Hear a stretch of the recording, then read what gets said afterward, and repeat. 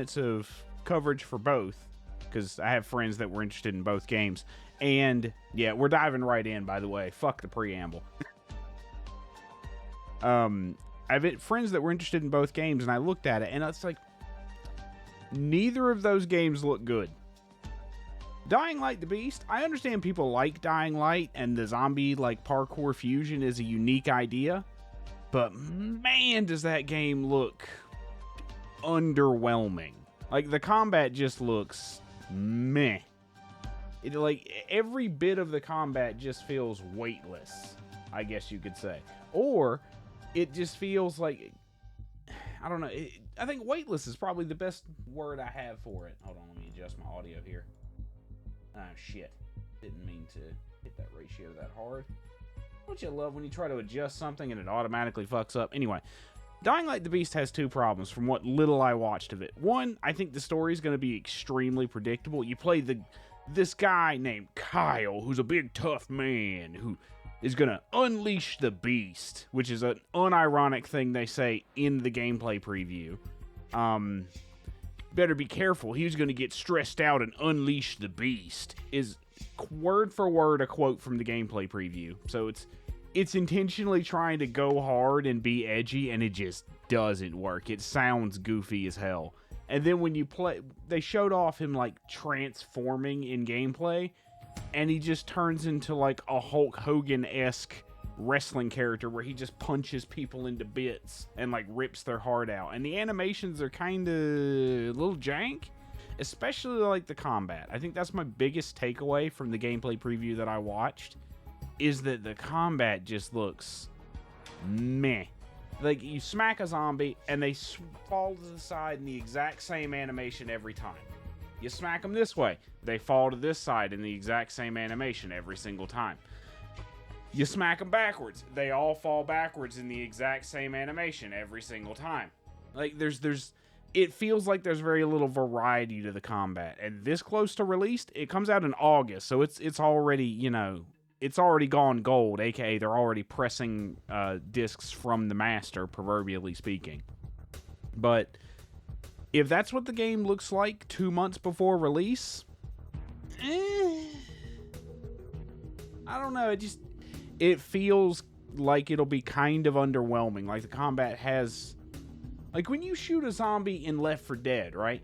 There is a certain amount of impact to the hits. The zombies react in unique ways. There are a ton of animations for each zombie. So in a game like Back 4 Blood or Dying Light, when the zombies all fall over in the exact same way every time, it feels pointless. It feels weightless. It feels lifeless. Ironic, because it's a game about zombies and we're talking about them dying. But point is, if you're going to have a zombie game where melee combat is a huge focus, you need to have a little variety.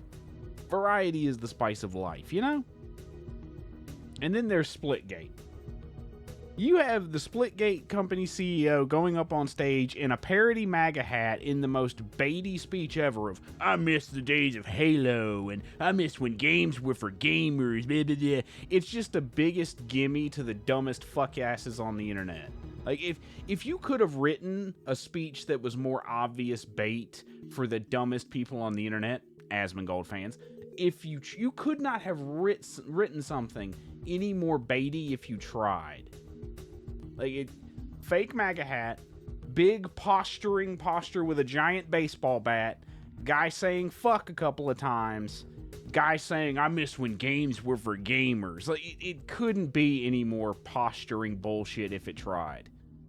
And then he says this, and they make a fucking arena shooter like Splitgate that looks like it was drawn by a 5-year-old. Like, come on. You couldn't be more transparent if you tried. So that's my rant about how shitty games are being. So let's see what games are actually going to come out that we might actually be interested in that aren't dog shit. Yeah, that's the tone we're going to set here, is ranting about dog shit games. So if you don't like the word fuck, or you don't like me insulting games for being crap, yeah, you might want to mosey on.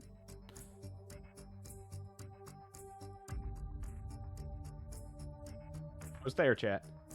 I debated on whether just going live right in the middle of it, but I figured I wanted to preamble a little bit.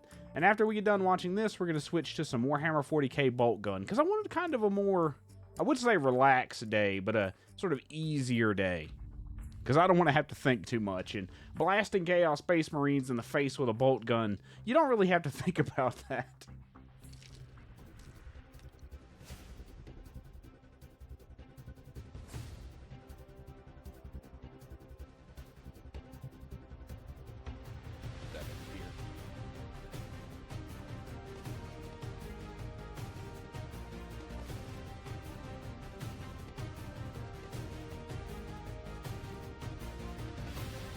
Mouse so it's not on a fucking screen. I hope I have the audio balance right. I spent like 10 minutes fucking with it. I hope I got it right.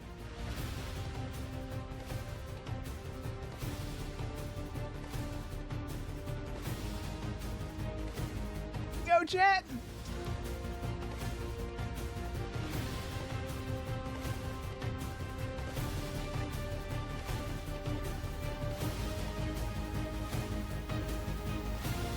God damn it.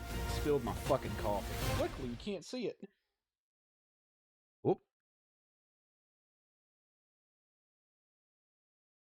There we go.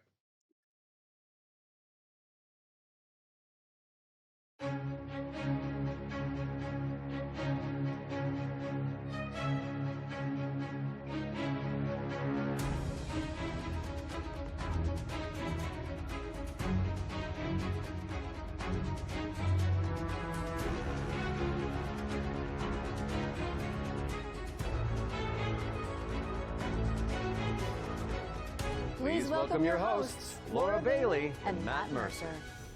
Hello, everyone, and welcome to the Future Game Show Summer Showcase. I knew about that, yeah. My name Critical Role fans are losing their shit right now. Abby Anderson in The Last of Us Part 2, or as one of the... Oh, that call-out's going to piss some people off. Indeed. And I'm Matt Mercer, the man behind many video game chaos merchants, such as Like a Dragon's Mad Dog Majima and Ganondorf from Tears of the Kingdom.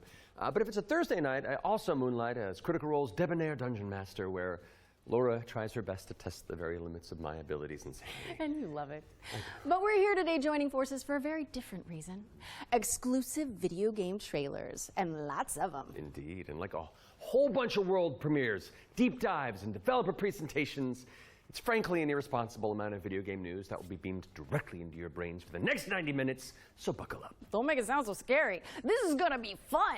Just keep in mind 90 minutes of trailers. Oh, God. Cool games We're in trouble, show, chat. Then you can head to the dedicated Future Game Show's Steam page. Indeed, and once the show's over, there'll be plenty of follow-up coverage on GamesRadar.com and the Future Game Show YouTube channel. Well, I think that's all of the housekeeping out of the way. So let's kick things off with our very first world premiere.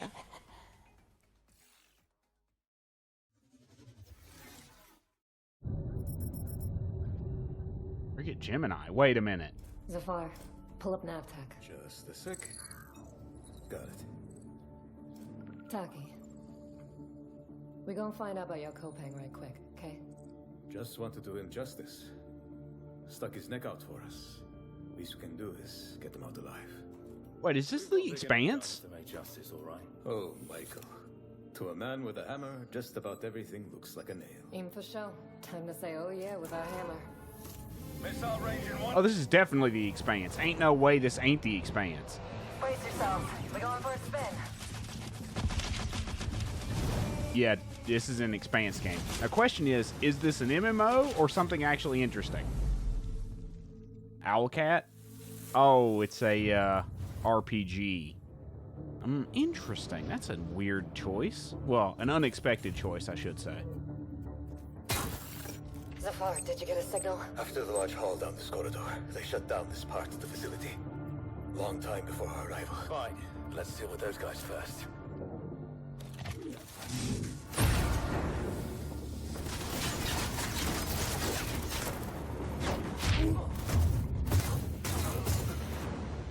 We got a badass over here. They never look up. Zafar, you were right. They shut down this. Oh, rip that guy. Hold on, I'm coming. I'll cover you. Please, God, don't be another fucking extraction shooter.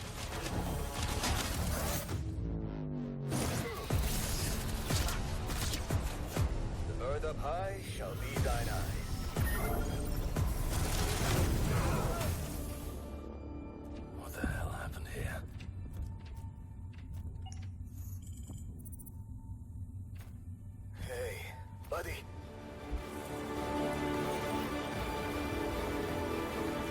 Proto-molecule.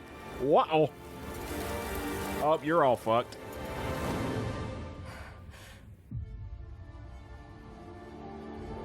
The Expanse. Osiris Reborn. Third-person RPG? By Owlcat. Glad you're still breathing.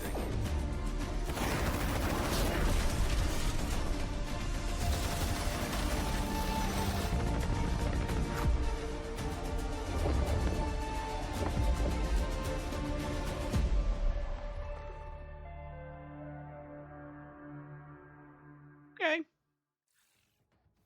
What a way to start the show! The Expanse Osiris Reborn is an action RPG crafted in Unreal Engine 5, where you can immerse yourself in the universe of the beloved. Everything's going to be series. fucking unreal. Make sure Good it's on your wish God. lists. Pretty awesome. And we're treating you to another world premiere right now and swapping sci-fi for fantasy in the process. So let's take a look.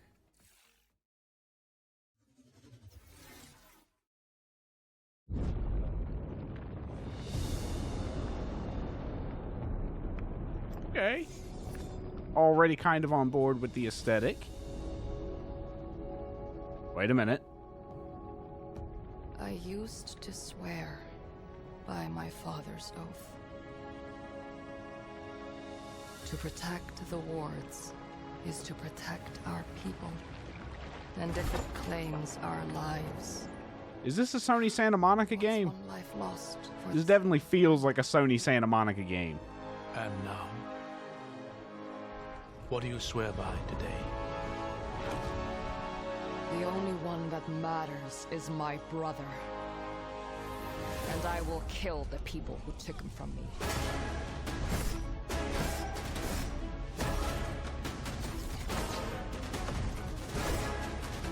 This is extremely Sony Santa Monica God of War. Like, you couldn't... Doesn't look bad. But this is so Sony Santa Monica God of War, it hurts. Rin, take my hand! Rin! I hear not the clamor. I wonder if the Atreus companion will have a square button prompt where you can make him shoot enemies too.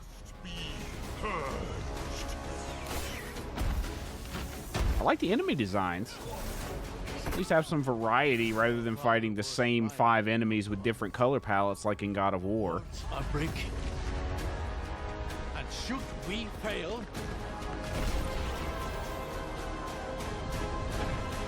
it may spell another end.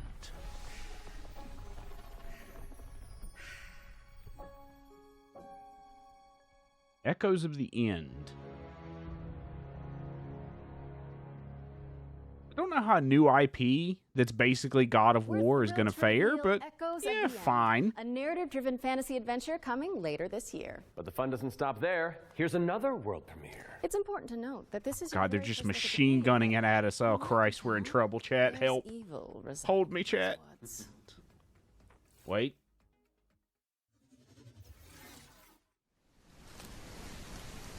Okay, pre-alpha gameplay, aka this is definitely not how it's going to perform on launch.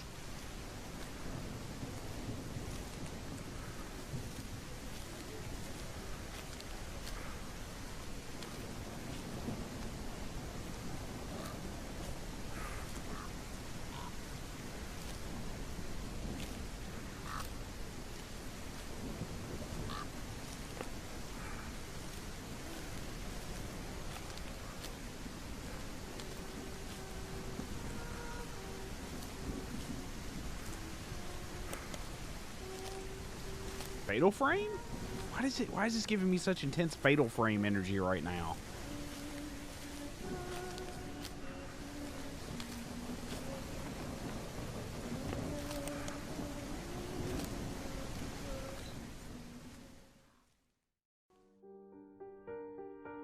Wake up in a forest with no memory. Okay, fairly standard horror game setup. With no map and just a flashlight to light your steps. Oh, it's a walking simulator, isn't it? With the feeling you are always watched. We're trying to be ominous, Chad, don't you understand? The whispers are all around you. Try to remember what it was like to play something other than walking simulators. What? Sorry, I'm not a big fan of walking simulator horror. And Find Your Way Home. There's Whispers in the Fog. So Echoes in the End, God of War clone, Whispers in the Fog, Japanese walking simulator horror. Oh, more Unreal. I told you everything was going to be in Unreal. An isolated cabin in the woods. What could possibly go wrong? That was your first look at Whispers. An isolated Japanese cabin in the Psychological woods. horror game Your from souls an are getting extremely eaten. talented solo developer. Be sure to give it a wish list if you like what you Oh, see. it's a solo developer? Okay. Trailer for an open world action For a RPG solo based developer, on that's the not world half anime, bad. The 7 Deadly Sins. Let's check it out. Oh, weeb shit. Strap in, chat, and get your flamethrowers. Weebs detected.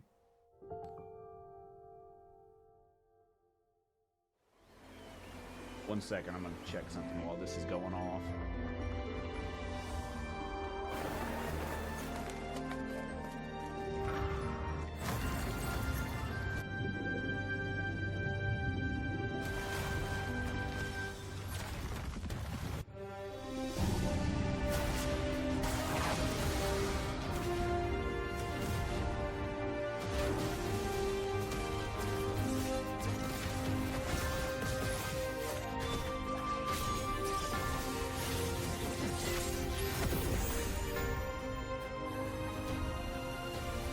Guys, we swear it's not Genshin Impact, we promise.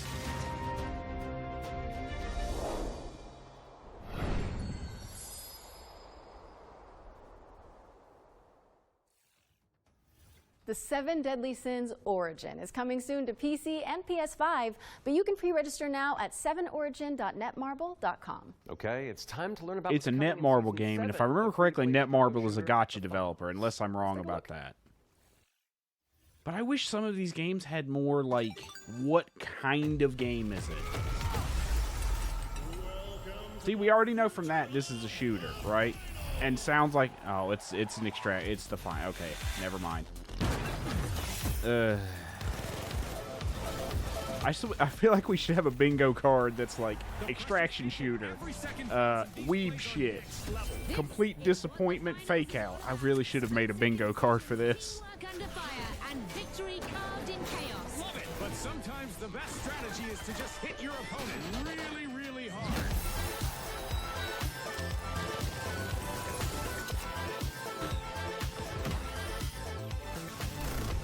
Very stylish, I'll give it that. I'm so tired of arena / hero / extraction shooters. Okay, it's a new season of the finals. Just yeah. Season 7 of the finals launches on June 12th. And whether you're a seasoned veteran or a new contestant entering the arena, if you're tuning in on the FGS Twitch channel, you can earn a Twitch drop of this Kablamo grenade skin. Yes, anybody who watches Ooh, this a very free show for skin? 15 Oh, boy. consecutive minutes on the FGS Twitch channel will earn the skin. So, if you've been with us from the very start, or you're just joining us, wherever you've been, then just stick around. And not that you need any more reasons. Oh, hey, a but drop for a it's time game I to don't talk play. About hurdling. A Then again, that's shepherd most Twitch simulator drops, with let's be honest. A whole lot of soul. Let's find out when you can get your hands on it.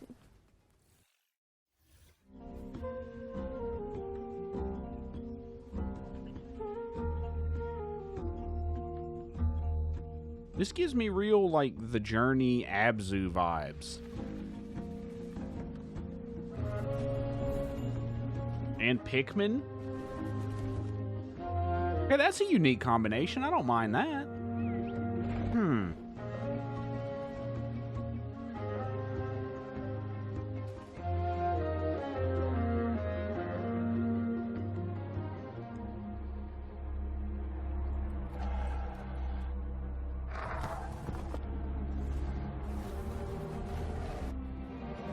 What the fuck was that? Hang on, go back there for a second. What was that?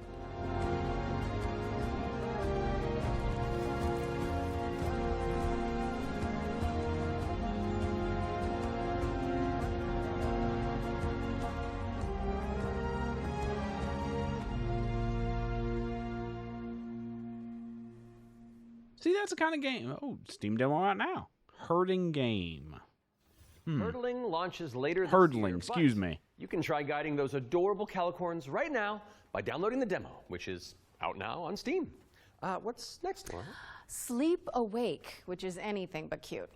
It's a first-person psychedelic thriller that explores the realm between slumber and death. This game is helmed by Corey Davis of Spec Ops, The Line, and Robin Fink. Oh, shit. Oh, hell. Let's take a closer look then. Okay, that's a hell of a name drop, because Spec Ops The Line is fucking incredible. I cannot sleep. I cannot sleep. I must not sleep.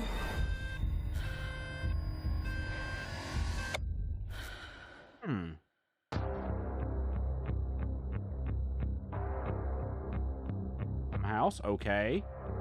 We got some heavy hitters on this one. Please God, don't be a fucking walking simulator horror like Outlast.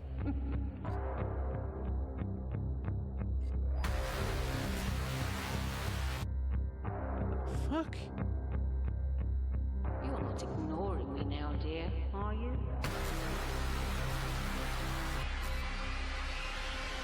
Wait, 9 Inch Nails, the fuck? Okay, that's a strange combination to throw together, but I'm not opposed to it. Awake! Resisting the inevitable comes at a cost.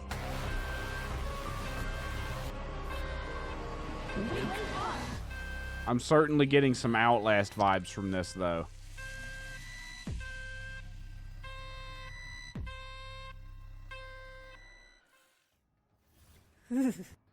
I'll have to see gameplay before I judge that, but I hope it's not like Outlast, because there's little glimpses of gameplay definitely feel like walking simulator horror. Cinematic isometric stealth game set in the year 1900. Oh, isn't that the year you were born? I am a few months younger than you, Laura. I don't think so. No. Oh, the corny jokes. Oh, God. He's a lifeguard. Before he does. Also, this is yet another Unreal game. Eric's Home, The Stolen Dream. Is a game set in kind of a fantasy version of the early 1900s, and it has a Scandinavian theme style to it. I would describe it as a stealth puzzle game with a very strong emphasis on story, where you play up to 3 playable characters that you switch between, and they have their own special abilities that you need to use together to kind of solve situations and puzzles in a kind of interlaced way where everyone's involved. It's in the setting of a Scandinavian nature, which not only resonates with me, but with the rest of the world, because it's so unique. It's always nice to see something new that people can. It's very pretty, I'll give it that. I worked a lot with like lighting and 3D rendering, cinematic lighting, stuff like that. So Anders showed me the rendering of one of the movies. It just floored me. I thought it was so beautiful. Then he said, okay, so Teal, what I want from you is I want you to make this look even better. We play tested the game a lot, and what people usually say is that it feels like I'm playing a movie, but in a great way. River and Gate. Yeah, just don't end up like David Cage and be nothing but a movie with quick time events, and you'll be fine. The right mix of people, then perhaps a really small team can still make something that's actually pretty cool. How is this made by 16 people? Like, why is this quality so high? A little now and then I sit down and... Oh, they definitely put that in there because of Expedition 33. Like, you're going to hear so many companies say, oh, we're only a team of 10 people and we made this game. They're going to be baiting with that concept so hard. If you watched Summer Games Fest yesterday, Jeff Keighley did the exact same thing multiple times where he's like, oh, this is a team of 4 people. Oh, this is a team of less than 50 people. They're clearly trying to market off that fact, regardless of the quality of the game, and I immediately get a little sus when I hear that. But I'll give him that. The game looks incredible. I just... Third person, or not third, an isometric stealth game? Okay. More interesting to me than a turn-based RPG, I'll give it that.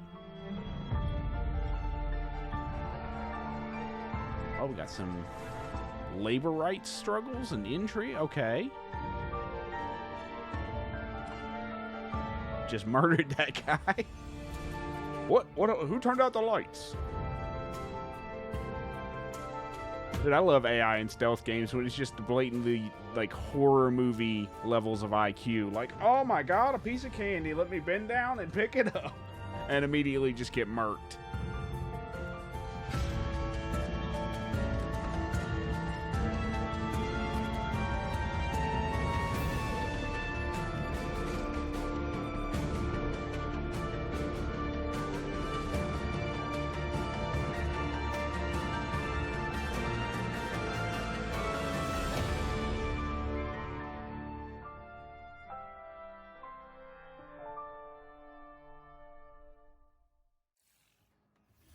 Thank you so much to our friends at River End Games for that window into the world of Eric's It's coming to PC, Xbox, and PS5 on July 5th. I'm so glad they're not making console exclusives a part of this, at least for the front-loaded game trailers, because I hate exclusives so much. Okay. Here's the latest trailer. Wait a minute. The Explorator. Stalker shooter plus cell shaded. Now that's a unique-ass concept. I like that idea already. Please let a demon just jump out from behind a tree and maul the player. That'll be great.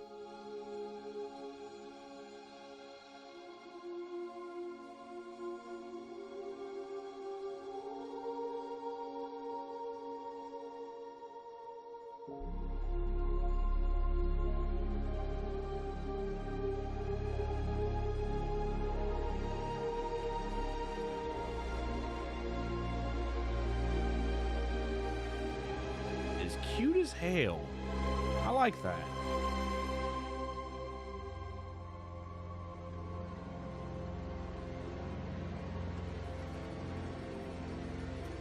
Not so cute. Oh god.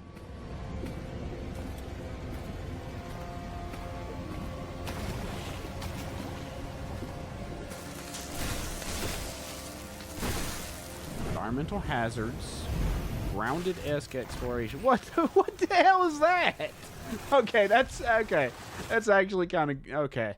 That juxtaposition was a little shocking, but I could get behind it.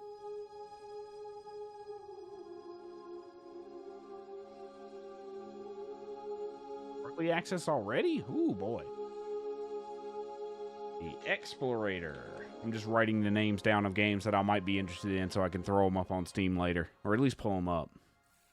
But yeah, until it hits full release, I'm not touching it. So go check it out on Steam. Out now, guys! Get it! Byproduct. Consume, you losers. Up next, a Metroidvania where you wield the power of a paintbrush to escape a decaying inner world. Relevant to my interests.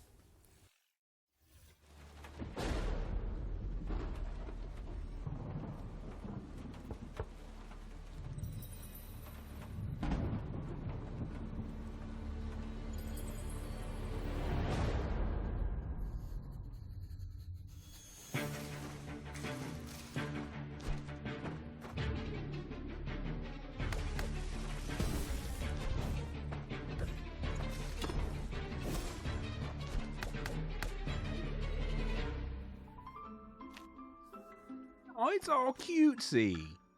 Aw, isn't that nice?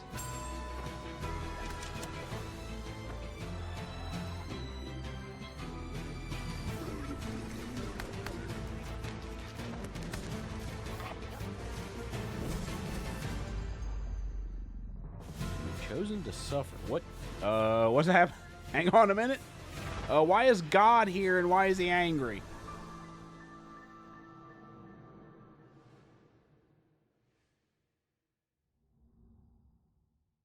Okay. Platformer, like, action games aren't really my thing, but I could see people being excited for that. Available on Steam if you want to go give it a go after the show. Those of you who have tuned in before will know that during the Every Future Game Show, we create a trio of deep dives into some of the most exciting upcoming games. Our ones to watch, you could say. First game we're tackling for the summer showcase is Titan Quest II. Now, fans have been what? waiting Hey, what? 6 for a sequel. Hold the fucking phone. What? Action RPG, and the good news is it's right around the corner. So I'm sorry. Titan Quest coming back? What the fuck?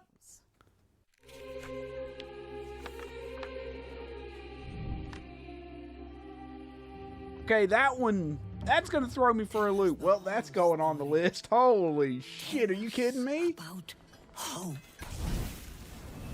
Titan Quest II is kind of your Diablo-esque action RPG, but it's set in ancient Greek mythology. You really can immerse yourself in what you associate Greece with. You'll be fighting. Show me some gameplay. Please show me some fucking gameplay. Some of which are from Titan Quest I. Greek mythology also has become very much part of pop culture in the last 2 decades. Some other games have had great success with this, and we thought that we have this great IP on our hands, why not use it? In Titan Quest II, you'll be playing as a rather unknown hero character. You're not really a hero yet. Oh, it's okay. It's Honestly, straight just action training to RPG. be a Good. capable fighter. I fucking love action RPGs, chat. You have no idea. Sparta and used to be a priestess of Nemesis, as you'll find out later. You will build up your own worth over time as you prove yourself in front of the gods. Gameplay-wise, Titan Quest II is very much a classic ARPG, but we've got our own twists in there with like the mastery system, for example, where you merge 2 masteries into one instead of just being given classes. So you have to find... Oh, so yeah, good idea. Just take that right out of Path of Exile's book. Give them customizable class options. From there, you can take your character in multiple directions. Mixed classes is something we support quite a lot, actually. But the core... Show me your skill tree. Show me your skill tree. I need to see it. In many directions, and choice is at the core of our game. Your abilities will be modifiable. So each of them has like these several modifier choices that you can equip into your skill. Oh god, are they going to use skill gems? Oh, they're just ripping it all off, huh?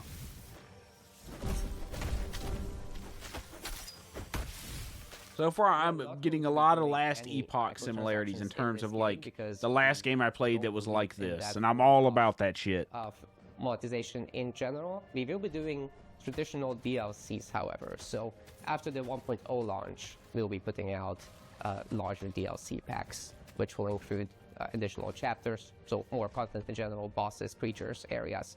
And okay, so not free to play, but Titan Quest II will be coming to Steam Early Access very soon. You can wishlist it now already, and we're looking for a summer timeline for this, and then later the other platforms.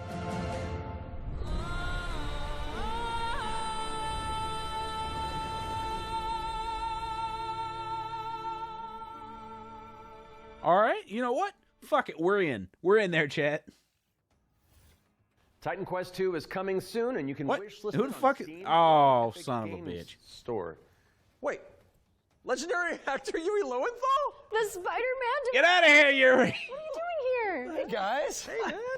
It's always either Nolan North or fucking Yuri Lowenthal. It's literally always one of those two. Games out here, and I thought I'd join in. Okay, well, I mean, since you're already here, why don't you take the next trailer? I was like, who the fuck is that? Oh, of course it's Yuri or Nolan. It's great. Work your magic. We'll just be over here. All right. Well, get ready, folks, because it's time for another world. All the critters just fucking logged off. They just lost like 8,000 viewers.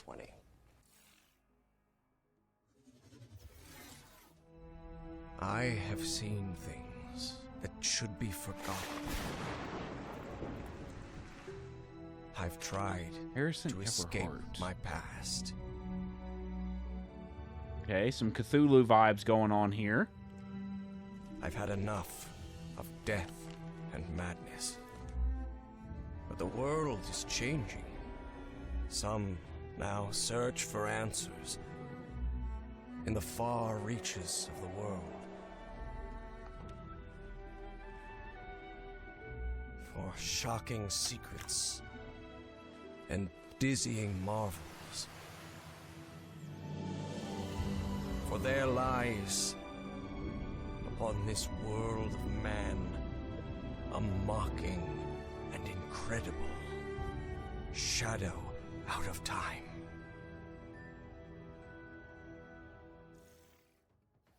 Call of the Elder Gods, starring yours truly, is a Lovecraftian narrative puzzle adventure coming soon to PC and consoles. So get it on your wish lists ASAP. They're like, this motherfucker came here to self-promo, huh? I mean, I was, but then, you know, it's called marketing, Matt. Yeah, Matt. Classic marketing. Classic. Anyway. All right, catch you later. Bye. I gotta wander. Hell yeah, thanks for coming, man. Bye. See you, bye. Okay, so while I go make sure there's no other voice actors hiding on set, we'll throw it out to some back-to-back trailers. I'll stay here. Free bio course. How hard could it be? Oh, another extraction shooter. Hard. Oh, this is that, take the flag or whatever it is. This is that, right?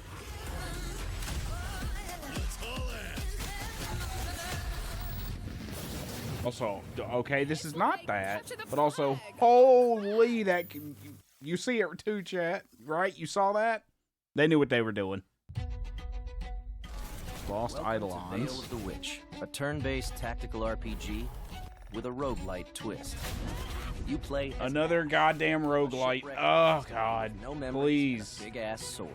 Please stop shoehorning this shit into your games. 5 years after a bloody civil war, you wake up trapped on a mysterious island filled with monsters, cultists, and a whole lot of zombies. Suffice to say, this whole island is madhouse. No step on Snick. Combat in Veil of the Witch is built for hardcore tactics fans, with an emphasis on speed and brutality. That means a small party, tight battle maps, and enemies that can drop you in just a few hits. To stand a chance, you'll have to master each ally's unique kit, whether that's frontliner Marco, glass cannon caster Laurent, or backstabbing cutthroat Emile. All your abilities work on a cooldown, so you'll have There's a Legend of the Five Rings game that was on the like Steam Next Fest demo list that's very similar to this. Surrounding this rock-solid core is a branching roguelike structure focused on skill in the face of unpredictable challenges. Face off against cool bosses. Burn! Beacon of the dead! I'll be honest, these kinds of games only really appeal to me if they have an established IP behind them, or something that I can, like, sink my teeth into. This? Take it or leave it. Take on trial mode for bigger challenges and better rewards. Fight. Die. Rise again, stronger, then come back and conquer. Lost Eidolons, Veil of the Witch. Early access available now on Steam, and coming soon to Xbox, PS5, and Nintendo Switch. Okay. Sure. Riftline, Counter Surge Salient. Popocom. I read that as something entirely different the first time around. If you saw it, you saw it. I almost read that completely differently. Very cute. Very, Splatoon. This is clearly going to be like a Switch-focused game, right? Or at least like a sort of like Steam Deck Switch kind of game.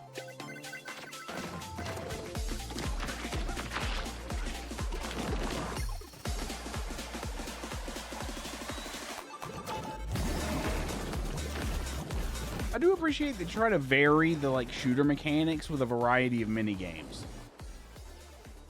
because it's not the same type of game every 5 minutes. There's a little bit of variety. That's nice. Can anyone hear me? Dispatch to Unit 1. There's an ongoing fire. Unit 1 to dispatch. Copy. Oh, Phasmo, but fireman. That'll be interesting. Imagine your friends are like, I'm burning to death, Timmy. Where the fuck are you? And some dude's just jerking off.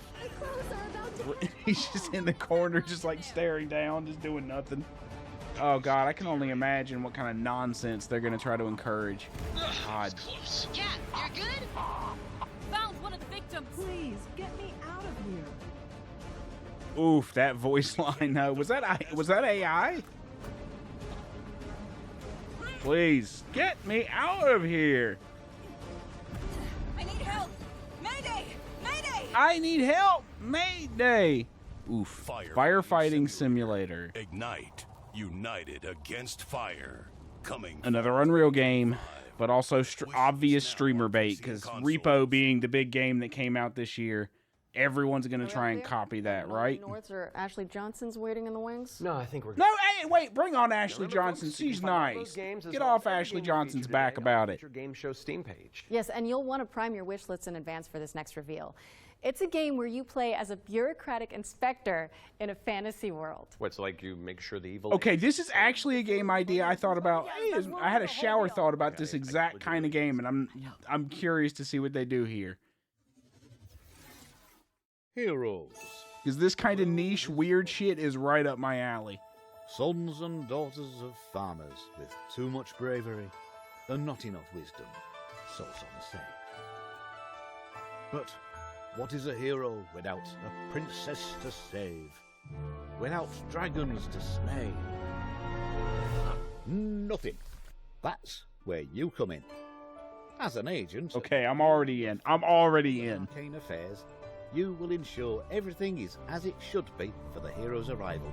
Inside this cave, you'll find a necromancer who, according to our reports, is a complete and utter embarrassment to the story. Okay, yep. The book is titled Hellgates Anew, Your First Ritual Sacrifice. As it turns out, putting the soul of a demon inside of a skeleton is a touch more tricky than you might imagine.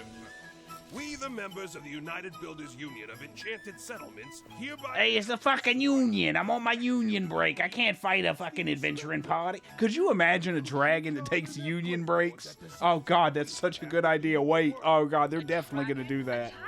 That is not in the budget.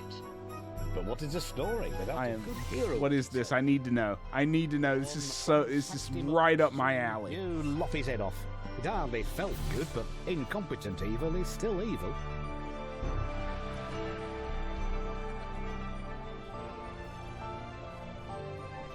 We are happy to welcome you, our newest agent to the cause. Bureau of Fantastical and Arcane Affairs. That title needs some work, though. Oh, that's one for the critters. The Bureau of Fantastical and Arcane Affairs is coming later this year. And now for something completely different. This one's for the fans of shooters, anime, and Y2K aesthetics. That's me.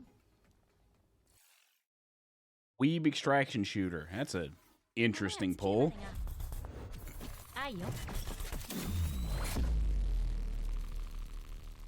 Team Waifu. Oh, they know what they're doing.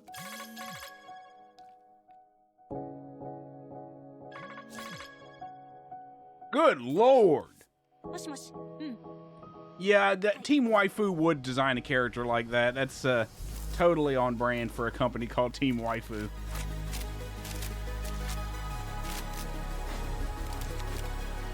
This is such weeb bait. Oh my God.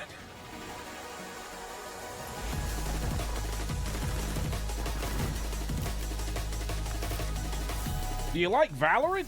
Do you like anime titties? There you go.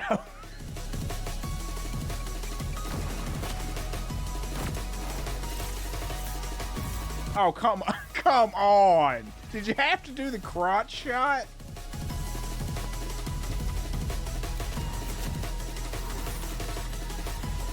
If they do a High School of the Dead firing between bouncing boob shot, this is 100% weeb bait, and you cannot convince me otherwise.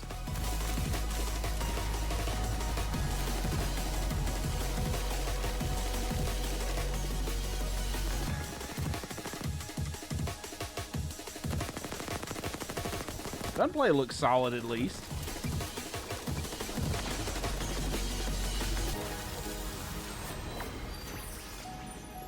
What the fuck? WTF? Waifu Tactical Force. Okay, sure. Yeah, do you like Valorant and do you like anime titties? There you fucking go. Okay, stop with the jiggle. It's a little much.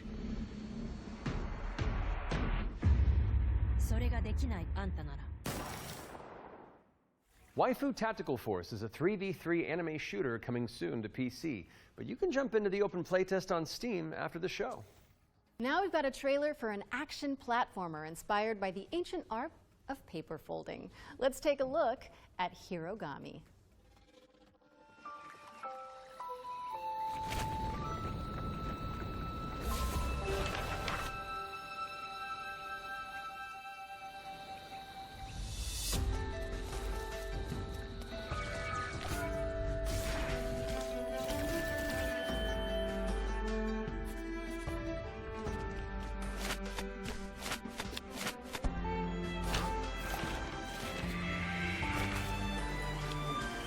Oh, never mind. Platformer. I'm out. Very stylish.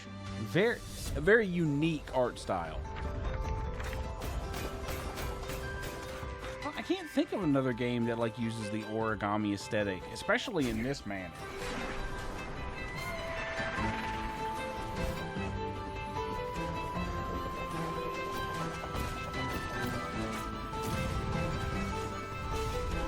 banger music, though.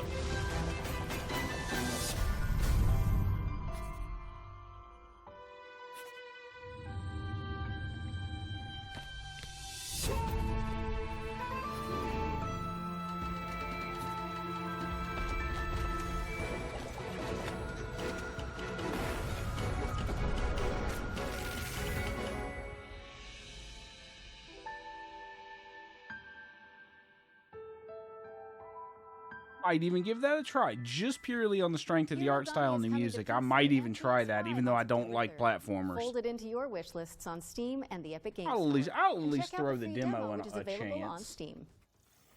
Okay, time for an update on Eve Frontier. This is Wait a minute. Game's Spacebound Survival MMO.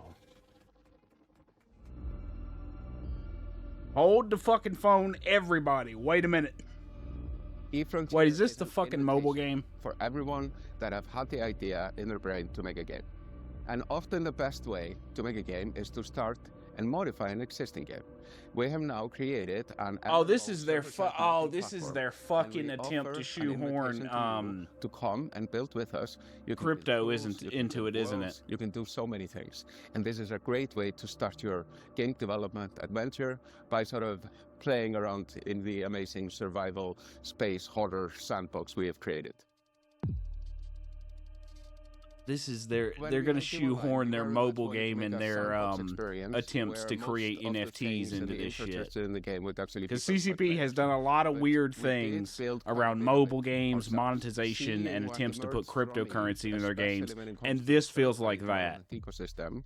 We could actually give a lot more agency to players to literally build the world. So as we go through this process of stripping down to a survival game, we are on the other hand building up an amazing modding platform. Basically, so they're admitting they're going to shutter the game. They're admitting they're going to just shift all of the responsibility for making content onto the player base and then put the game in sunset. That's how I hear that. And that, I think, will enable something truly astounding. That I'll be honest, I'm kind of pessimistic about CCP. That's the company there. Ability to keep this game going because they've abandoned so many projects. Supercharging that. Dust 514, 2 or 3 different spin-off shooters from Eve. All these games they just abandoned and sunsetted. This, I feel like it's going to end the same way. Just being totally transparent and honest. Vision in space. Yeah, that's going to be a no for me, dog, until I see some actual outcomes from it. Access for Eve Frontier is available now, and you can head to evefrontier.com to jump. And this comes from someone who played Eve for years. What's up next, Laura? Like, if you've played Eve for long enough, you start to get really pessimistic about how CCP handles the game, and it's not well. Let me put it that way.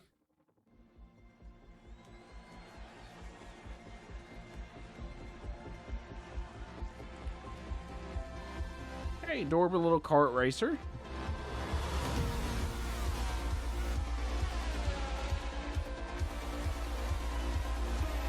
People that want something other than Mario Kart to dominate the headlines, yeah, this could be a nice little addition.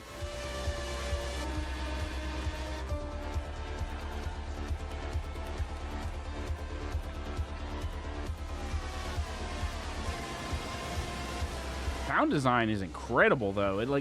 It genuinely gives you the feel of an F1 game.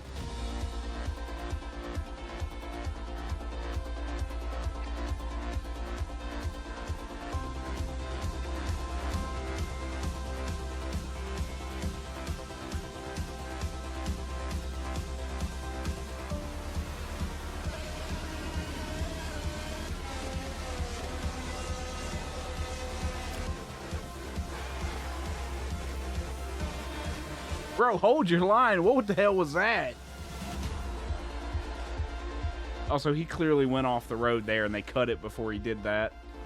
When you watch enough trailers, you start noticing little moments like that where it goes wrong. And they're like, ah, shit, gotta cut around that. Formula Legends. You know what? Formula Legends going on the racing list towards release on PC and consoles, but you can hey, race get it because that didn't kill me. On Steam or the Epic Games Store. But for now, let's keep it rolling with our Ones to Play section, which is a future game show staple. It's a montage of exciting games that you can play on Steam right after the show. So if you like what you're looking at, don't hesitate to download a demo and dig in. First up is Catastrophe. This is an action roguelike where you play as a kitty abducted by aliens and repel enemies with your trusty sidekick, the Star Cursor. Dumb pun titles like that always get me. I'm very simple-minded when it comes to stuff like that. Next up, we've got Phase Zero, a survival horror. It looks very much. Oh, that's so Dino Crisis, like early Resident Evil / Parasite Eve. Oh, that's so Parasite Eve. It hurts. I might have to put that one on the list. Or what about Bloodgrounds? It's a gladiatorial roguelike with a city builder twist. You'll recruit, train, and command a crew of warriors. Oh, another roguelike. Never mind. I was gonna say I might be interested in that. Nope, another fucking roguelike. Carve your name into the annals of history and spill buckets of blood in the process. Last but not least, we've got How to Escape, Lost Submarine. With one player on PC or console and the other using a mobile companion app, you'll communicate and collaborate to complete puzzles and stop the outbreak of war. No pressure. Yeah, no pressure. Just, just Cold War nuke incoming. Yeah, fine. Follow up on anything that caught your eye. But let's keep on sailing with another exclusive trailer for a naval combat simulator set in the late 18th century. Wait a fucking minute. Okay, Unreal 5. If this has any of the vibe of Black Flag, the entire internet is about to shit their pants. Bro, they got fucked. A vision etched on parchment, foretelling glory or downfall. It is in our nature to conquer what others fear. Death and dishonor. Someone liked that shot from Pirates of the Caribbean. The life of a sea captain is one of duty and relentless pursuit. The shot where the captain's like walking down the stairs through the and the stories we bring back. Debris and cannonballs flying. Someone really liked that shot and really wanted to put it in their game.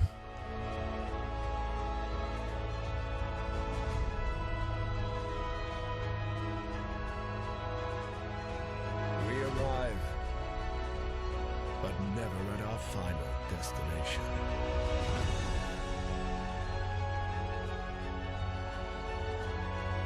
So we chart our next course. We sail. Yeah, I just need some gameplay. Just give me a snippet of gameplay. We endure. For the voyage is life. And life is the voyage.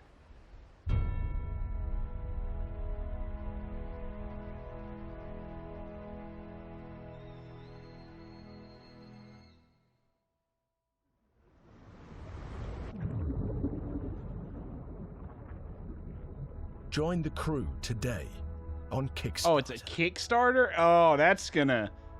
Ooh, that's... I'm real suspicious of that one. Because any game that shows up on Kickstarter immediately kickstarts. Get it? Red flags for me. Check out the funding drive. Because there have been so many Kickstarter games that just flop hard or never come out. Star Citizen. Montage is up next, so say goodbye to our corporeal bodies and hello to our disembodied voices. What Matt means to say with that gothic vocabulary is that we'll be back on stage once we've talked you through some super cool games. That's what I meant.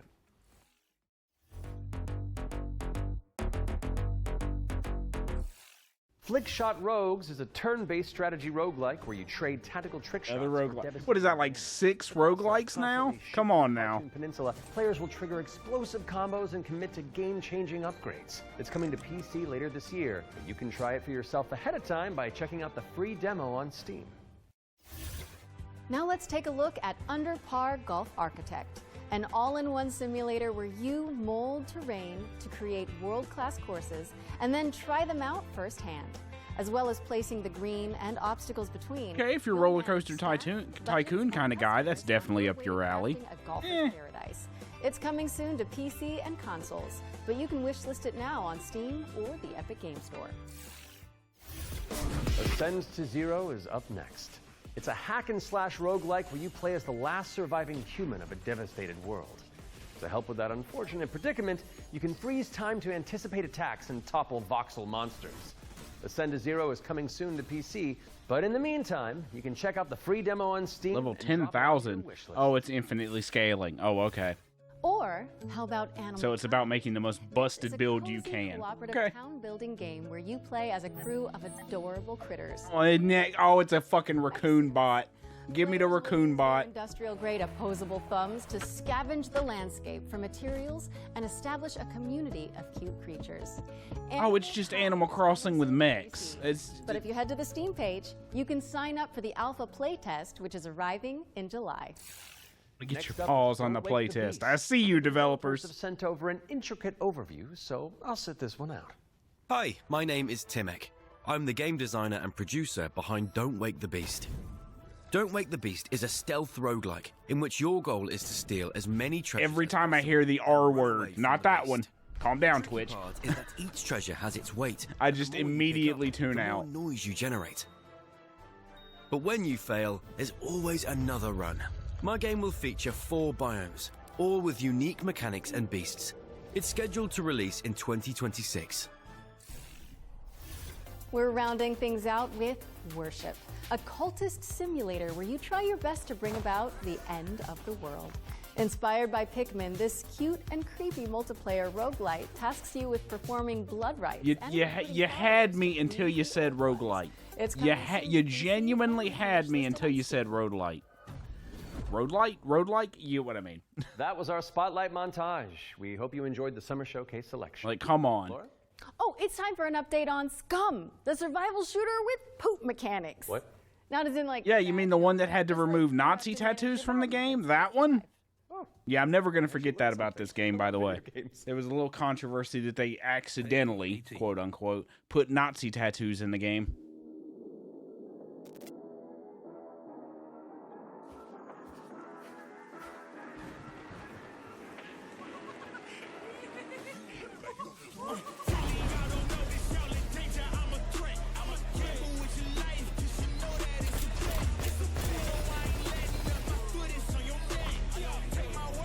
I'm not gonna lie, this like intentionally, we're a buggy piece of shit and we have boring gameplay mechanics is how I read this. Truly a game for masochists, that's what I mean. It has way too much complexity and none of the complexity is fun. That's how I read these reviews. And then using that as a, fuck our haters, man, we're actually cool because we have all this stupid shit in our game. Are you ready for Scum? I'm ready for Scum to come out after 12 years in development, or however long it took. If those inspired reviews have grabbed your attention, then we're here to help. Yep, you can head to the link on screen right now for a chance to win one of 100 keys for Scum 1.0. And if you're not, yay! Jump in with the rest of us when it launches on June 17th. Now, our next game is a squad-based survival shooter where you dodge deadly dinosaurs. Here's the latest trailer for Deathground. Wait. Oh, rip noob. Dinos are on the loose in Deathground. Whether you dare to enter solo or in a squad of up to 4 players, you must do everything you can to survive in these dinosaur-infested, abandoned facilities. Could you survive? Does it have pachyosaurs? We're Jaw Drop Games, the indie dev team behind Deathground.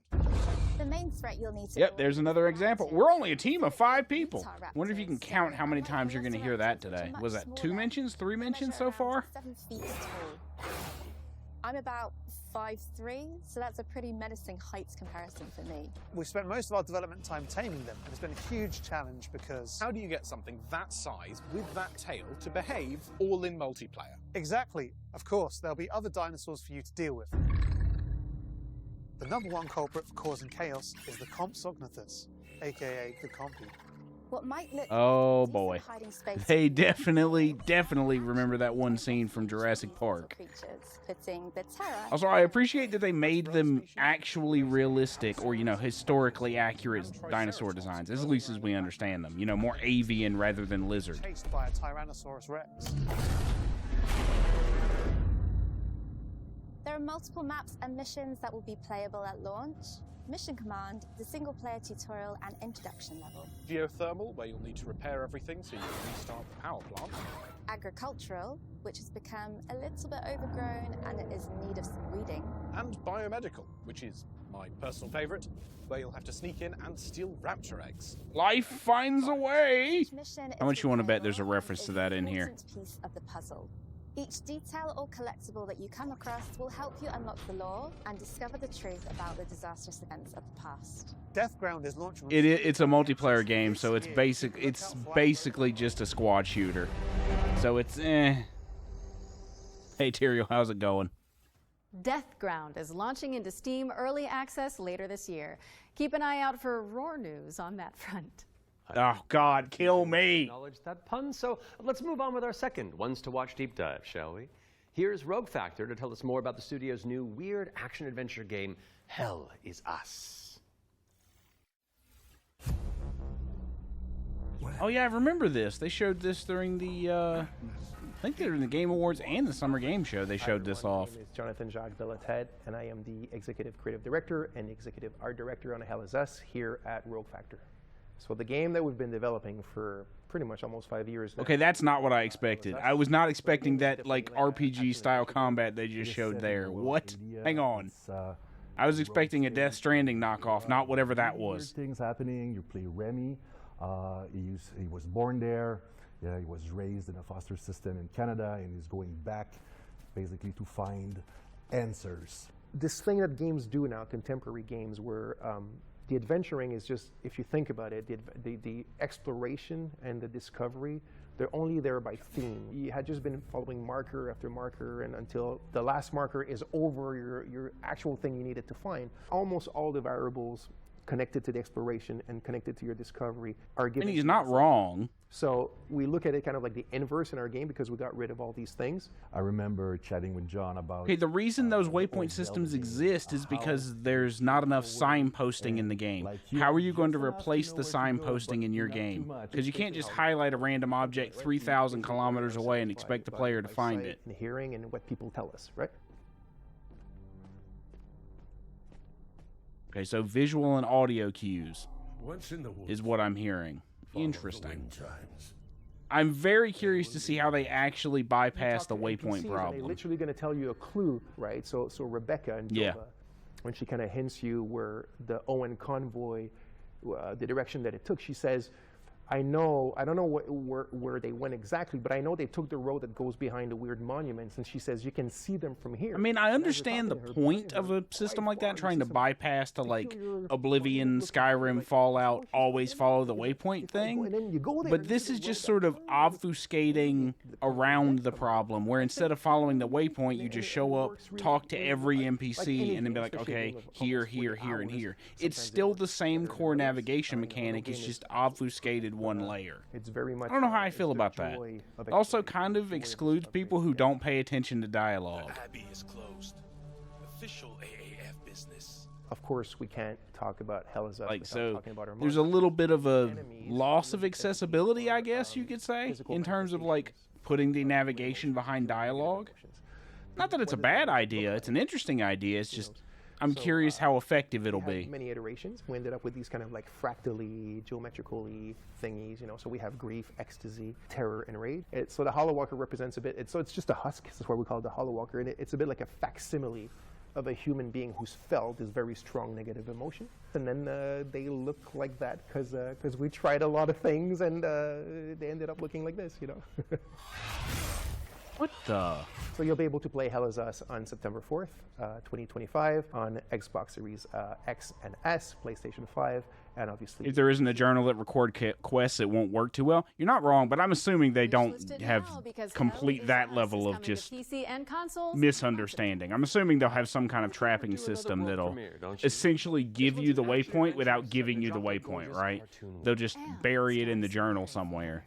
Wait, is it us? It's an interesting idea to, like, essentially force the player to explore the world. It's just a... Hello? Yeah, Morrowind... You're right, Morrowind did do the exact same thing, where you had to pay attention to dialogue to do it, to actually navigate and learn the world. On the Future Game Show What? Where I belong, and you are doing a fantastic job. Like I said to the producers when I was hosting, if you strike me down, this is live, isn't it? So yeah, New Tales reached out, and I am officially in their game. Actually, seeing you just reminded me, they're looking for a killer writer who can also perform. Let me call Jasmine. Look, it's fine. You're doing great for time. Hey, Jazz. Hi, Sam. I've got a really cool... Oh, that's such bait. Painting what looks like a Warhammer mini, and yeah, that's definitely nerd cred bait. Don't mind it, though. Sure, I'll be in a game with you. What's she painting? Only if you're Come on, show the mini. D group next week, because our party could really use the barbarian. All right. I guess we're all doing this. That was easy. Orwin did it first and did it right. You're entirely correct. We're getting ourselves into.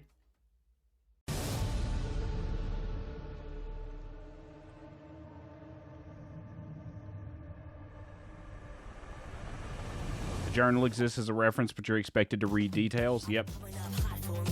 That's probably how they'll do it. It'll probably just be a carbon copy of that, which, you know, fine. I'm just curious. I'm not sure the world will be interesting enough to carry that. Like, Morrowind had the Elder Scrolls lore backing it up. A new IP trying that? Might not land as well as they're hoping.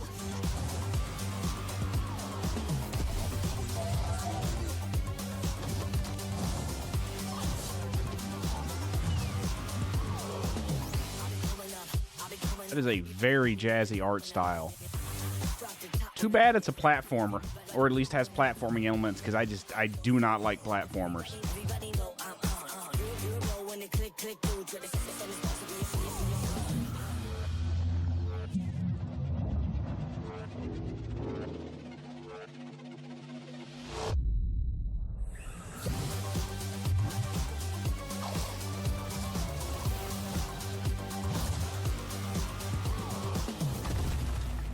Fading Echo. Feels very, Shantae, I guess. What is it? That's right. Shantae? We're Is that joining that Samantha platformer Bayard, game with the character with purple hair that I can't remember? Jasmine Bular. I might be thinking of something else. Coming to PC. But that's what that reminds me of. Next Death Round seems interesting. If they ever go down the PvP route, it'll sink. Yeah, you're not wrong. Because it's so saturated. There's so many fucking, like, co-op and extraction shooters now. There's no way that game will have a chance if they go that route. But it seems like just a generic, like, PvE multiplayer shooter, so it might have a chance. Oh, JRPG inspired. I don't know how I feel about that. The beasts below. All right, up. Let's do this. You're going to be bishops too. Okay. Now that's an interesting twist on the typical combat. Listen up. I can't think of another game off the top of my head that does that kind of thing. There probably are, but I don't know if another one. Past the first year. Does it get easier after that? We gave you those robes for a reason. If it's a typical JRPG story, Damn, I love the church. Sacrifice. Oh,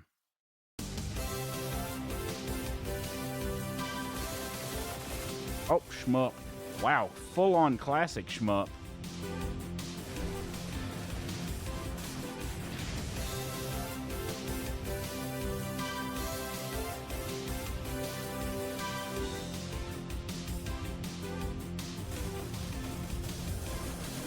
Purely PvP games tend to sink within the first 6 months. Yeah, if they don't find a player base right away, they are fucked.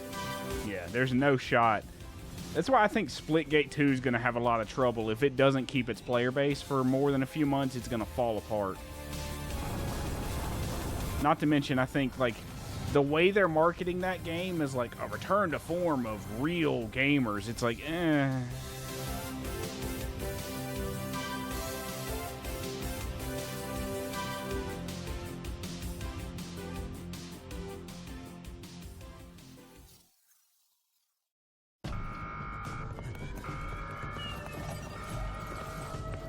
Wait a minute.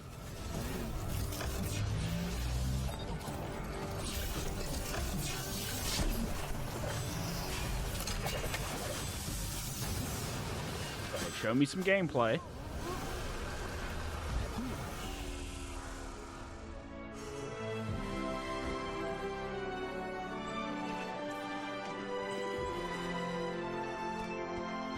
Rush Solar Punk? Because that's what the vibe I'm getting here.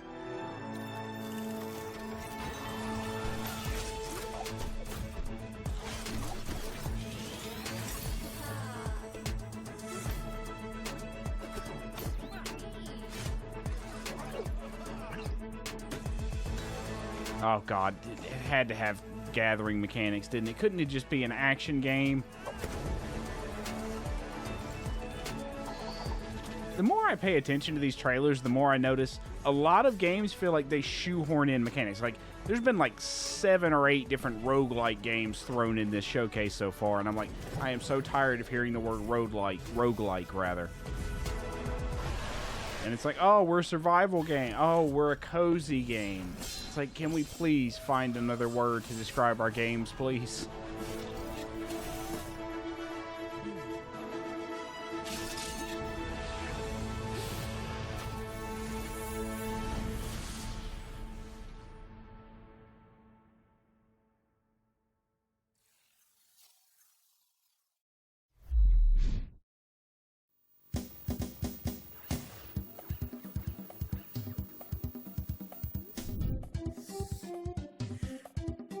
Oh, another Kickstarter.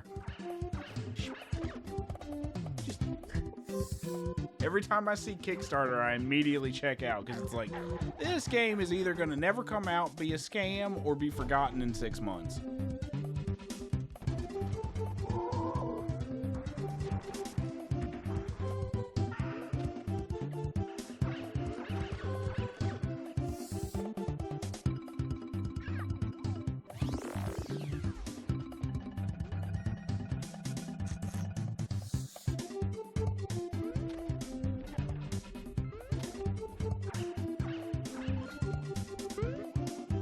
You're really into retro games, I guess this is your fucking jam, but I think I'll pass on a Kickstarter retro reboot. We're back, and you can wishlist all of those games by heading to the Future Game Show Steam page. The Future Game Show's Steam page. With that out of the way, it's time for a spine-tingling closer look at the next game from the minds behind Until Dawn. Directive 8020 is about a deep space mission to save humanity. Okay, we've seen this before. I'm actually curious about it because I hope they actually managed to recapture some of the spark they had with Until Dawn. Let's see if it looks just as wonky as their later games, though. Just lower the gun. Not until you move from the scanner. Those things can change shape.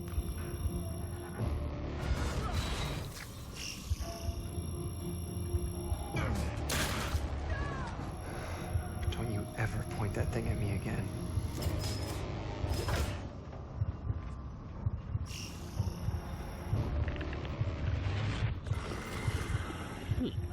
A whole lot of goo. Oh, well, that's not gone well. Subject unidentifiable. We need urgent assistance. Please. I don't know. Yeah. It looks exactly the same as it's another Dark Pictures anthology game, so it's like... I'm Will Doyle, creative director on Directive 8020, and I'm here to share with you a new... I'd have to look up and see what else Will Doyle is locked on. Turning Points is a new narrative system which allows you to go back and change the outcome of your choices. As with all oh, they 100% added that. They 100% added that because players complained about being railroaded into certain choices in some of their later games. And see alternate paths. Some of the Dark Pictures games hardcore railroad the player, and they added that because players complained about it. Or decision, collect missing collectibles, or see how different choices would have played out. By the same token, your actions matter in our games. If you want to live by your decisions, there's also a survivor mode setting that prevents you from rewinding, but still lets you view the decision tree. Turning Points will be available both digitally and physically for all copies of the game from when you start your very first mission. I don't mind the... Sci-fi horror is like a really interesting combination to me, but I don't know how that game's going to handle it and have it actually be engaging. Because some of the later Dark Pictures games were just not interesting because the characters were just absolutely boring. Go fix that. Our next game is just as scary, but for entirely different. Then again, some of the twists. There was one where they had the entire game took place inside of a guy's like schizophrenic fantasies, and it was just such a dumb twist. Cairn is what we call a survival climber. Your goal is to climb a mountain and reach a summit no one has ever conquered. You can climb almost Climber anywhere, Quap, got it. and We've to seen find the this. mechanics They of have showed climbing this is game off in teasers carefully manage your in balance just about and every stamina. award show for the last 2 years. And you'll fall and get hurt. Their For the games were first based time, on real life we stories. are I didn't also know showing that. What it's like to climb at high Huh. altitudes. When you get up there, Well, some of them were clearly based on like horror and mythology, but I didn't know some of them were based on like more realistic but don't element think or you real can life jam elements, I your should tools say. into the ice. Ice climbing is precise. You'll need to aim for cracks and edges to get a solid grip. Cairn's realistic climbing system also supports mixed climbing. That means you can have one hand on the rock and the other using an ice tool. It's up to you to read the rock face and choose the most strategic route to the top. Cairn is coming up on PlayStation 5 and Steam later this year. That is gonna piss so many people off. They're gonna get halfway up and fall off because they missed a click, and it's gonna piss so many people off. I can just tell right now. Cairn is coming to PlayStation and PC later this year, and you can You also just check know out some a free streamer's demo gonna on both absolutely platforms smash their after the fucking show. monitor because of that game, and it's gonna be We're mixing hilarious. things up with a double bill of trailers. Here are 2 great games from our friends at Quali.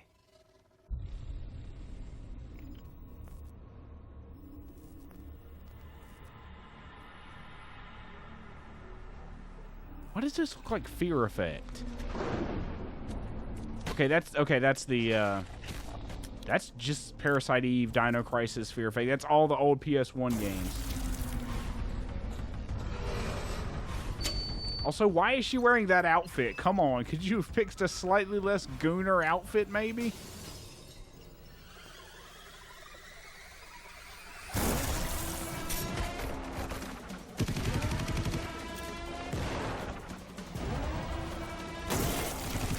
Good lord.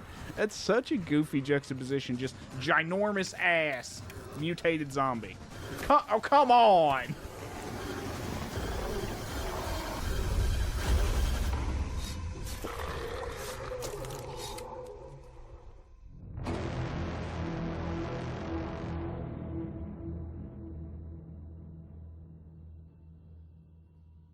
So wait, you've got 2 games? You've got one called Ground Zero and one called Phase Zero. Or was that a mistake? Huh. The Man of Medan story is about a ghost ship that was supposedly carrying a very toxic substance that killed everyone on the ship? Huh. Didn't know that was a real life story. I thought that was something they made up.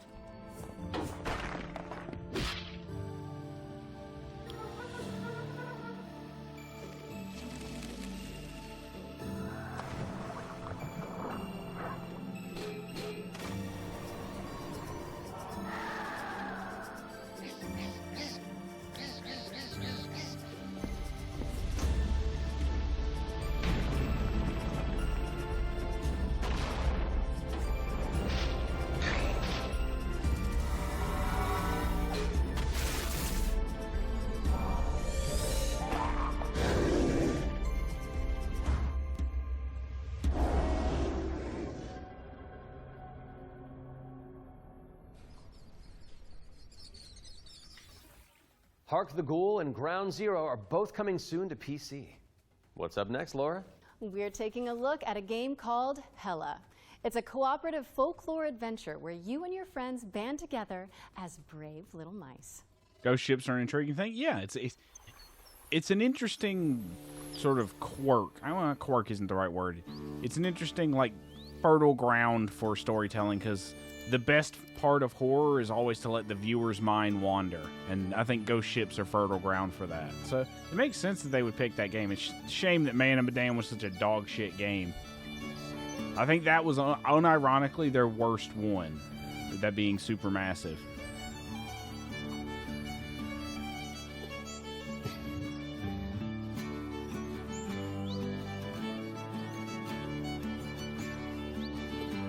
Okay, Stuart Little, calm down.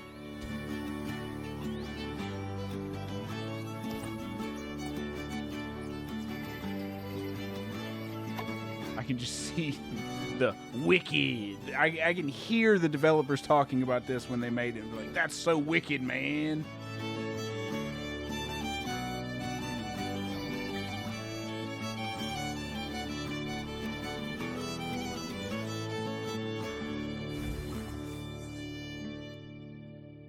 Okay, if you're into cutesy co-op games, that could be your thing. What? Hang on, what was Hella that? is coming soon to PC, PlayStation, and Xbox, so give it a wish list on Steam or the Epic Game Store. Moving swiftly on, it's time for a look at Ludo. This is a psychological thriller where the protagonist is trapped inside their own home, and we're about to find out. So PT. Yeah, okay. Another walking simulator horror game. It's one of those things where it would work as a survival horror game like Resident Evil or a narrative-driven horror game. What is real? Yeah, in the right gameplay setting, it would work. And what isn't? Do you trust what you see? What you hear? Especially if it's drawn out slowly. Yeah, you got to slow burn something like that to build to a twist that actually has some satisfying resolution. And Man of Medan certainly did not. It was just kind of a slog. Like a trick. Story about hopes, dreams, secrets, love. What the hell? Fears, loss, regret, ghosts, lies, hell. I'm gonna be totally honest, I am so played out when it comes to like walking simulator horror that it's just like, okay. How much longer are you going to pretend to ignore it? Don't do it. That's soon. Let him get you again. Oh, the new Silent Hill is going to be on PC. I figured it would be. Ludo At worst, they would have made it a timed exclusive, Xbox. In but the yeah, meantime, you it can makes wish sense list they on try to Steam get it on or the PC. Epic Game Store. It's world premiere time again, and this next reveal arrives with an introduction from a very special someone. Hello everyone. I'm excited to be a part of Future Game Show 2025. Yeah, of course it is. God damn it. So many amazing Yay, inflated prices for games. I'm very happy that I have a bit more time to My play wallet's these crying. games. As many of you know, I have been a huge fan of the work of N-Dreams. Synapse is my favorite VR game of all time, and I'm Did he just name drop a VR game? new groundbreaking title from the team. If you are at Summer Game Fest, I shall see you on the show floor at the N-Dreams booth. So, it is my pleasure to introduce I'd rather you 70 than 80. Yeah, if it's going to be inflated somewhat, it might as well be 70, I guess. Also, another VR game. Fucking bedge. Just put me to sleep already. The aesthetic seems interesting, but it being a VR game is just a hard pass. I'm ready for whatever. You won't find nobody better. I will bring a storm to you weather. You ready or not? Coming in hot. I am a legend in the making. You're looking into the I'm not gonna lie, this trailer music does not work at all. Like, completely incongruous. I get they're trying to make this seem more exciting, but ugh.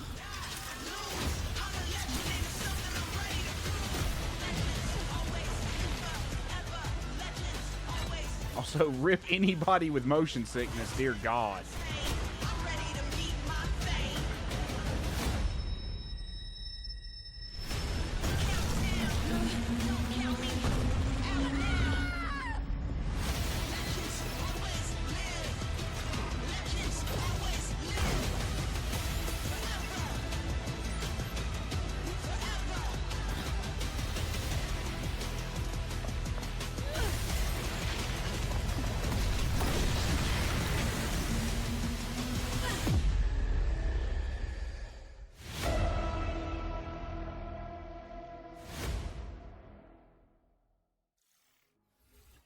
Reach is an ambitious virtual reality action adventure coming to PSVR, Steam, and MetaQuest in 2025.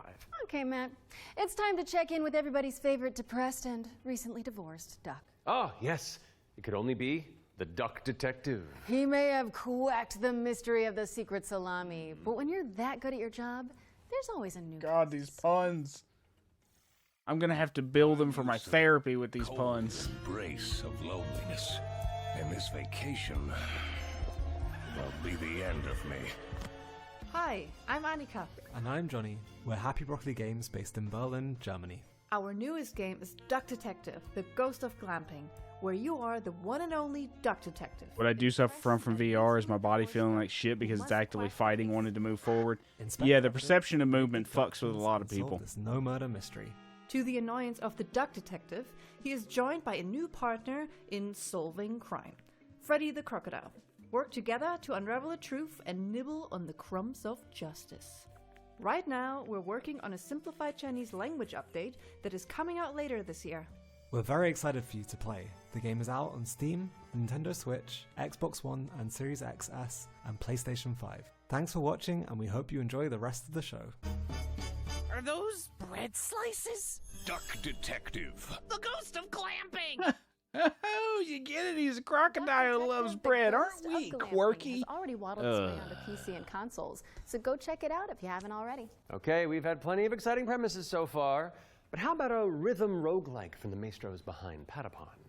How about not? Choose, folks, because Ratatan is up next.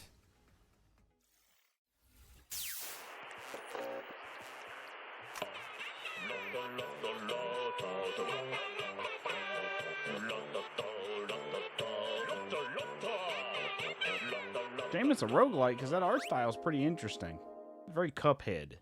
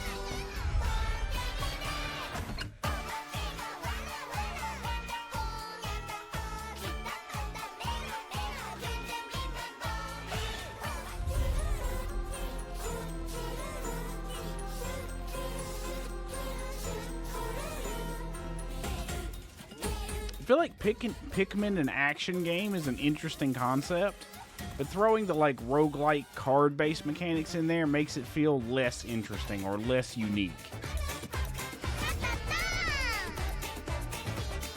It will have to be really baked in with the rhythm-based gameplay and be really enthralling for it to carry past that for me. Is coming to Steam Early Access on July 25th, but there's a free demo available on Steam if you want to give it a try. And we're following that bombshell with a new trailer for Agatha Christie, Death on the Nile, an interactive 70s twist on the beloved detective mystery. It's Poirot, don't you know? Oh. It can't be. It's Hercule Poirot. Oh shit.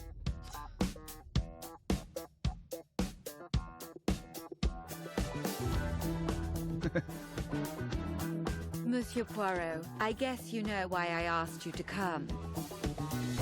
What do you suggest I do? And can you confirm? Surprised Matt Mercer took time away from D&D to host this. To be fair, he probably gets tired of doing the same shit every week, so I'm not surprised he and Laura both said, fuck it, we'll do this instead. But I have some terrible news. Because doing the same thing for years on end kinda gets grating. I want to find the culprit. I have a small idea of the situation. I'm May Leach. My, you got here quickly. At least they didn't put both Yuri Lowenthal and Nolan North to host it again. Okay. They did bring Yuri Lowenthal out for a cameo, but they're always going to throw one of the big voice acting names at these presentations. It's a big case, Miss Royce. A dangerous one. What do we have here? Thank you, Mr. Poirot. I'm now going to search each of you. Then there's still time to stop them before they strike again. Tomorrow, the day at least is here. Every question must have its answer.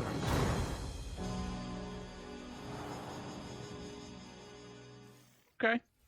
Agatha Christie, Death on the Nile is coming to At least it's not a point-and-click adventure like most of the old Agatha Christie games are. List it now on Steam or the Epic Game Store. I know he's a big voice I don't actor. want to build up this next trailer too much, but let's just say He's not the ubiquitous, like, Nolan North, Troy Baker, Yuri Lowenthal kind of thing. He's sort of... It's mostly because of D&D, but he's like... He's not as well-known for that aspect. Or he's not as, you know, ubiquitous for that aspect. At least to me. Like, he doesn't appear in every goddamn game ever made like Yuri Lowenthal, Nolan North, Troy Baker, etc. House flip? What? Hang on. What kind of... Scooby-Doo plus House Flipper. That's an interesting collab. House Flipper 2 Scooby-Doo is meddling its way onto PC and consoles this Scootober. now we're starting to close in on the end of the show, but not before we show you our final ones to watch deep dive. These are painful. Behind the scenes visited the Hangar 13 office for an exclusive insight into Mafia: The Old Country. Here's okay, now we're talking. I hope this isn't as dog shit as Mafia 3 was. Please let it be Mafia 1 or 2 again. Mafia: The Old Country is both a prequel to the original Mafia trilogy, and it also sets things up for what might be to come in the future, going back to... He's in a lot of big roles. Yeah. So the birth of not just the Mafia game, but also the actual Mafia itself, back to where organised crime first really came from. In Mafia: The Old Country, you play as a character called Enzo Favara, who's an upcoming gangster trying to make his way in the Sicilian Mafia. As a child, he's worked in the sulfur mines, sold there by his parents, a really horrible upbringing for a kid, which unfortunately happened back in those days. So he doesn't know family, he doesn't really know love. He escapes, he falls in with the Teresi crime family, and then this game really, this story shows his rise through the ranks as he goes from being this impoverished young man to a made man. For Mafia: The Old Country, we moved to Unreal Engine 5, which has really enabled us to do... Has there been a single game? I don't think there's been more than a handful of games that haven't been Unreal 5 in this showcase. Has undergone a significant graphical upgrade. It's crazy how much Unreal has come to dominate the industry. To do the best in cinematic storytelling and exciting narrative gameplay, it really makes what's already an emotional story even more... Gunplay looks fine. ...meaningful. We've been able to capture incredible nuances in the mocap, in the acting, in all of the character performances. That's really helped us to bring our story to life. And as a little taste of what's in store, we've got a cinematic to show, which shows a key moment in Enzo's story. Peggy 18.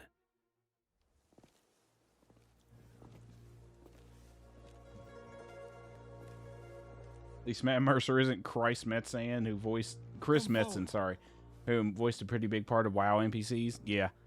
Or Liam O'Brien, who appeared in who was basically all the roles in a bunch of games. Yeah, a lot of like the really big name voice actors end up voicing a lot of roles, but most people, like, I think Troy Baker, Yuri Lowenthal, and Nolan North are like, they sort of appear a lot in other properties in a way that a lot of other big voice actors tend to not to. It's a way of life. A brotherhood. He's every orc. You're here because of your deeds and the assertions of those who stand at your side. This life is one of secrecy. If you make a friend, meet a woman, they must not know about our thing. It is binding. It is not forgiving. To betray one is to betray all.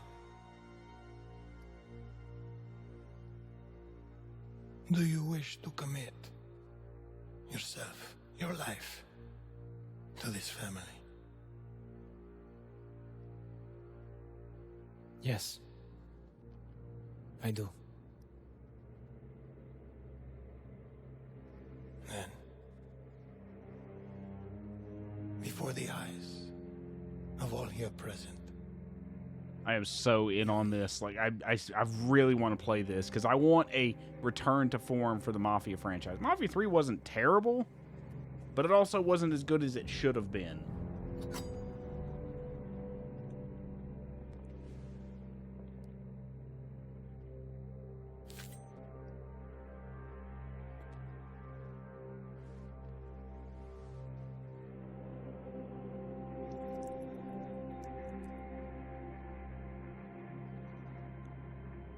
To become a man of honor, repeat these words.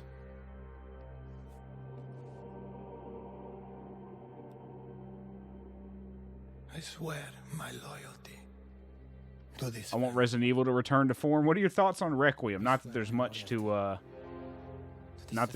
think about it because we've barely seen any of it, but RE9 got announced, so it'll probably be closer to RE8 than it will RE2. Let's put it that way. My flesh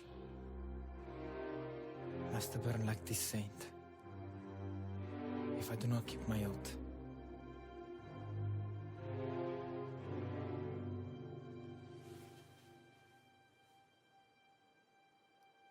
Welcome, Enzo.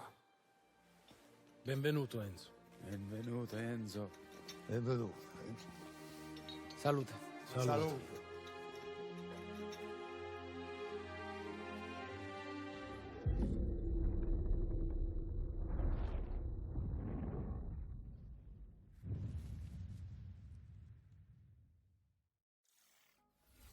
Take a trip to Sicily when Mafia: The Old Country lands on August 8th for PC, PlayStation, and Xbox. Next on our docket is a developer presentation for Tenet of the Spark. If you haven't seen it all over social media, this is a time-hopping brawler where you solve puzzles and crush enemies across 3 distinct timelines.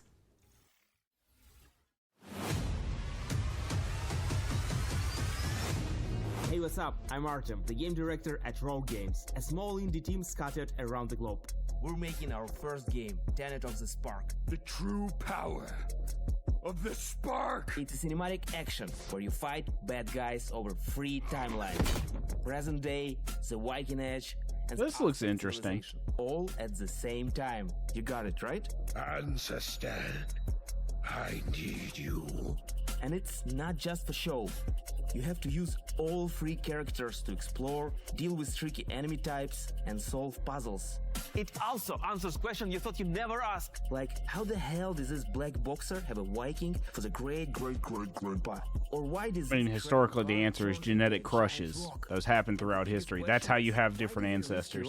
Such a difficult project. RE9 will be another 7, 8. Yeah, you're probably right. In fact, you're almost certainly right, because RE8 was stunningly successful for Capcom, so of course they're going to try to repeat that formula. Timelines. The hell are you? And now we're making that game with the blood, sweat, and spark. Tenet of the Spark. You got it, right? I got a little mini. Guy has way too much energy. Watch up, watch up. We're not dropping the release date yet because we want to do it right. But we can say... AKA late 2026. Got it. Follow and wishlist Tenet of the Spark on Steam. And go look at your family album. Maybe your grandpa was a badass like mine. You never know. Okay, Artyom, calm down. Thank you to Roar Games for the inside scoop on Tenet of the Spark. It's coming soon to PC and consoles, so pop it on your wish lists. All right, what have you got for us, Laura? A first look at gameplay for Creasol, Theater of Idols. This is a first-person horror shooter for fans of BioShock and Resident Evil. Wait. You fight creeping statues on a tormented island and use blood as you name drop BioShock and I'm interested. Just which BioShock? Please, God, don't be BioShock 2. Almighty Son, guide my path in this hour of darkness.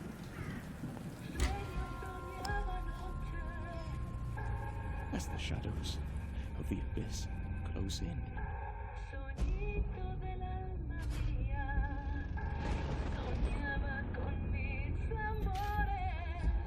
Let your sacred light banish them.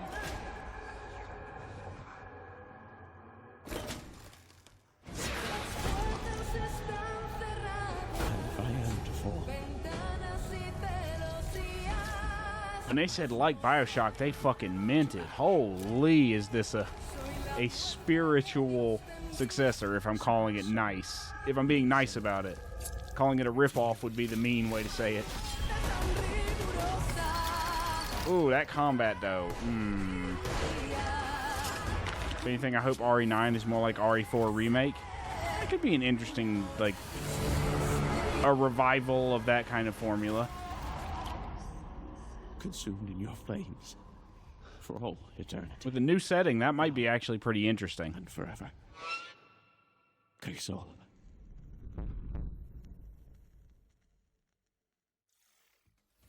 Holy moly, that was good. You're telling me.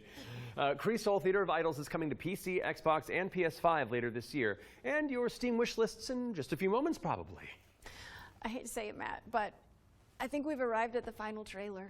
Okay, well, how do you want to do this? Minimum RE4 Remake, at best OG RE2. Right there. I think that RE2 poll is a bit wish fulfillment, but The last trailer is really cool, and so the folks at home will be happy, and we've done a good job, I think. So, does that work? You know, sounds perfect to me. Please enjoy our final world premiere. Okay, you got to be a stinger. This has got to be a good one. Ooh, I liked it. Yeah, it's fun. Welcome, sisters, daughters of Hortus, to these blessed halls of Porthbarrow. You have been chosen, honored to the parish, to serve the will of Mother. So come, step forward. Let us see what flowers she's given us. Okay. Such radiant blooms. So The vibes are horrifyingly immaculate already. now, I must confess a change in plans. Also, is that Matt Mercer? That definitely sounds like Matt Mercer. Take heart, faithful ones. The garden must still be tended. And tonight, you will be sown!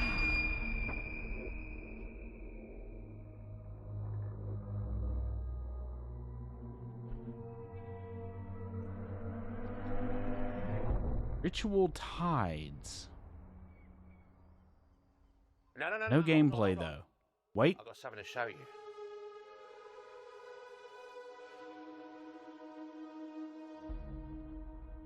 Ah, I bet you didn't expect that, did you?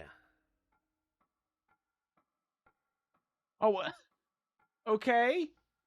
Like, I hate when companies do that. I hate when they're like, they give you a really good vibe of a trailer and then zero fucking gameplay. Wishlist it now. Come on, It's you coming soon. you had me. You had me, and then you're like, nope, we don't have any gameplay. Fuck you. So mark your calendars for that. I hate when companies However, do that. does mean we've reached the very end of this year's summer showcase. Don't go anywhere, though, because FGS Live from Los Angeles airs right after this, with even more exclusive trailers, developer deep dives, and world premieres. We'd like to thank everybody who has tuned into the summer showcase, as well as the dream-weaving developers who put their all into those amazing trailers we debuted today. And remember, you can head to the dedicated Future Game Show Steam page to wishlist your favorite games from today's show. We'll also have follow-up content on GamesRadar.com and the FGS YouTube channel. I'm Matt Mercer. And I'm Laura Bailey. Bye, Matt. Bye, Laura. Future Game Show Summer Showcase 2025.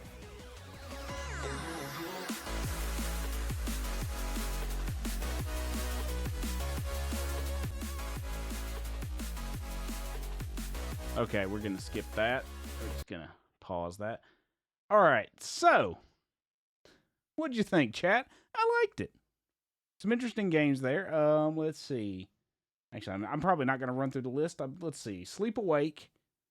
Horror game walking simulator. That one might be good. Hiragami platformer with like origami influences. Let's see. That Ritual Tides looks interesting, but I need to see gameplay. Let's see. Titan Quest 2. Action RPGs are my fucking jam. I will definitely be throwing that one on there.